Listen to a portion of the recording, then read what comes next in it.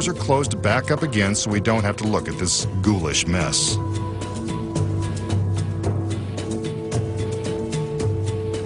Now the blades are removed. First the big one, then the one at his neck. She's good at this. The cabinet goes for another spin so we can see that there is nothing tricky going on in the back. Let's look inside. There's his head, and his middle is returned.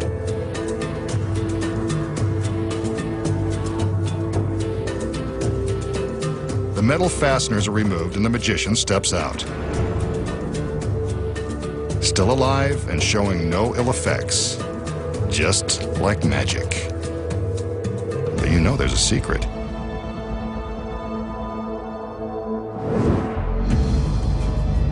So, how did the magician survive one sharp blade through his neck, one through his gut, and his torso vanishing into the ether?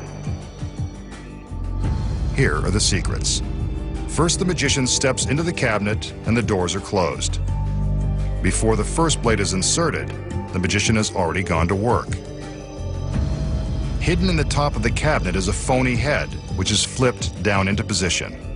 From this view inside the box, you can see the magician reach up to release the fake head. From the front, it looks convincing. When the assistant is sliding the blade through what we think is the magician's neck, it's simply passing just beneath this false head. Next, we see the girl slide the large blade through the magician's waist. Hidden inside the box is a secret seat that is attached to the back of the cabinet and painted black so it can't be seen from the front. When the doors are closed, the magician sits down on this seat and bends forward, allowing the blade to safely pass just above him. From this angle, we can see that the blade never touches the magician. From the front, it appears as though he's still standing in place because his legs never move. The next secret is that the area above the metal plates is masked by sections of fake pant legs. He flips these into place to disguise the empty space and make it appear as though we are seeing his legs as though he were still standing. Here is the action with the cabinet doors open. The magician sits down on the concealed seat, flips in the fake legs, flips down the fake head, and bends forward to make room for the large blade. The girls reveal the head and then open the doors to show that his body has mysteriously vanished. In order to make it look like the magician is reassembled, the assistant first removes the blades, allowing room for him to sit up, hide the fake legs, flip the phony head back into its compartment, and stand up in preparation for his appearance. An updated version of a classic illusion, and now you know how it's done. Coming up next, the magician's gorgeous assistant gets skewered by an iron spike. Here's a trick street magicians have used on national television to fool millions of viewers. The magician shows us an empty plastic water bottle and a cell phone. But there's no time to take a call, not when there's magic to perform. He taps the top of the bottle to prove that it's solid and that there's no way for the phone to fit through the mouth. He taps the bottom, then presto! The cell phone has penetrated the solid bottle and is now inside. And it looks like it's staying there. Hope nobody calls. So, how does the magician take an ordinary plastic water bottle and magically make his cell phone wind up inside? Here are the secrets. First off, the bottle has been prepared with a long slit along one side that's large enough for the phone. The magician used scissors to cut the slit before the trick began. See how his hand fits inside without distorting the shape of the bottle. He starts the trick by using his phone to tap the bottle to prove that it's solid and to convince us it hasn't been tampered with. Then, he quickly rams the phone through the slit in the side. Just that simple. Here it is in slow motion as he pushes the phone through the cut opening. Once the phone is inside, the audience never notices the slit. There's another street magic trick that won't fool us again. The magician will now attempt an incredibly dangerous balancing act in hopes of avoiding disastrous results.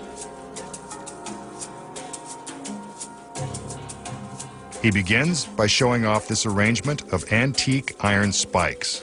These are the same spikes found protecting medieval castles, haunted mansions, and Gothic cemeteries. They're all very sharp and very lethal. In the days of the knights, these spikes were used to impale dangerous lawbreakers and reviled enemies. Tonight, he'll use them to perform a perilous illusion with the help of this very lovely lady. She looks pretty dangerous too. Pretty and dangerous. That's a combination that's perfect for a trick like this.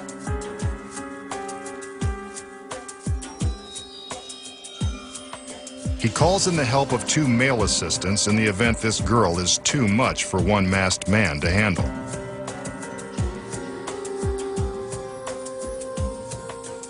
As he puts her into a deep trance, the men lift her onto the tallest spike, balancing her precariously on its iron tip.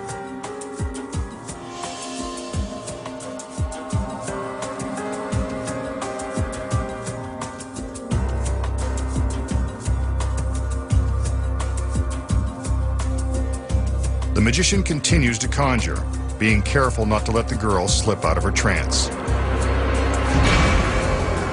Ouch! The girl has been impaled by the spike. The tip has plunged all the way through her stomach, coming out the other side. This is a case for workers' comp if she somehow survives.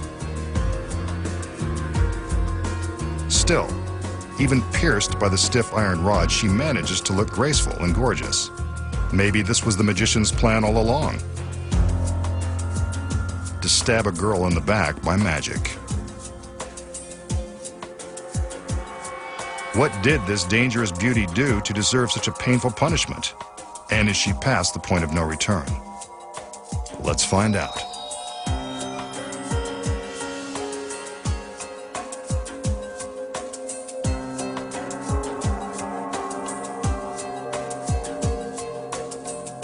The men help lift her off the spike as she awakens from her trance.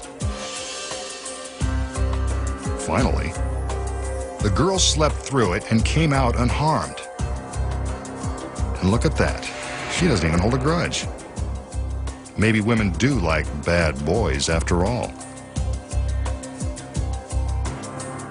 But just because she survived looking as incredible as before doesn't mean you should try anything like this at home. After all, this was just an illusion, and they know the secrets. We just saw the masked magician place his stunning assistant on the point of an iron spike and impale her.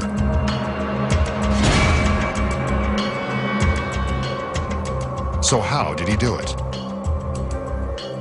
Here are the secrets. When the illusion begins, the magician displays the collection of imposing-looking iron spikes. The spikes appear to be deadly sharp and quite dangerous. But on closer inspection, we can see that the pointy iron tips are actually made of foam rubber. They look lethal, but they're really quite harmless. They're as soft and pliable as a bath sponge or a toy bow and arrow set. The center spike contains some bigger secrets. When the assistant is placed on the spike, it appears that the spike goes right through her beautiful body. But if you look closely, you can see that the tip of this spike retracts into the shaft. When the assistant is placed on top, the point simply sinks down inside the spike, which is really a sturdy hollow pipe. Beneath her costume, the assistant is wearing a special harness that rests against the small of her back and has a socket that fits over the end of the phony spike. Without her fancy dress on, we see how easy it is to make the magic happen.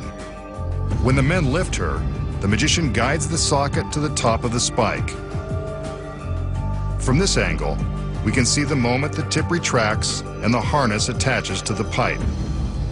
While the steel pipe and harness support her back, the girl must use her tremendous abdominal strength to keep her shoulders and legs up. This is the result of hours in the gym. Next, when the magician makes his magical gesture, the girl appears to be impaled by the spike. But how? Hidden inside the spike is a spring-loaded piston which retracts into itself. This lowers the assistant down, creating the illusion that the spike is being driven into her. See? She's actually just going for a ride as the piston slides the pipe down over itself. There is a release cable that runs from off-stage to the base of the spike. Off-stage, a stagehand controls the action. The girl is loaded onto the fake spike, and the stagehand waits for his cue. The magician motions, the stagehand pulls the cable, releases the piston, and the spike lowers the girl. If you look closely, you can even see the cable as it's pulled. We're so busy watching the girl being impaled that we don't even notice. But if the girl and the spike are lowered at the same time, how does the tip of the spike appear to puncture her stomach? The assistant has a duplicate spike tip that attaches to a magnet on the front of her harness. See? It's just strapped on. Her careful timing when placing the tip creates the illusion that the duplicate tip is actually being driven through her. As she's being positioned on the pipe, the girl removes the extra tip from a secret pocket in her costume and conceals it in her hand. Notice that she keeps her hands directly above her abdomen until the tip appears to puncture her. This is to hide the fact that she's securing the tip to the magnet. Once the piston lowers and the tip is attached, all she has to do is let her arms fall and reveal the tip. The illusion that she is impaled is very convincing. But how does the spike appear to be its original height once the girl is lifted off? A hidden pedal operates a hydraulic lift inside the pipe. It works like a dentist chair, raising the spike back up.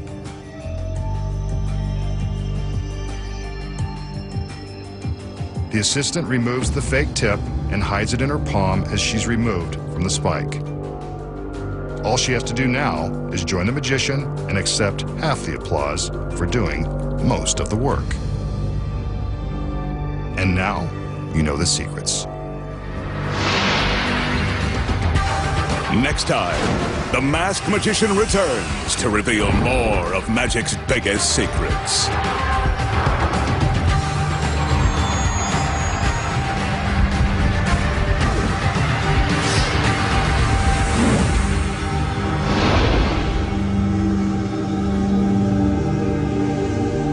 Laughs aplenty guaranteed next tonight as the comedian entertains a star-studded crowd in an audience with Billy Connolly. Then at 10, Dexter sets his sights on his next victim. And later at 11:10, after last night's 80s classic, Dan Aykroyd stars in the comedy sequel Blues Brothers 2000.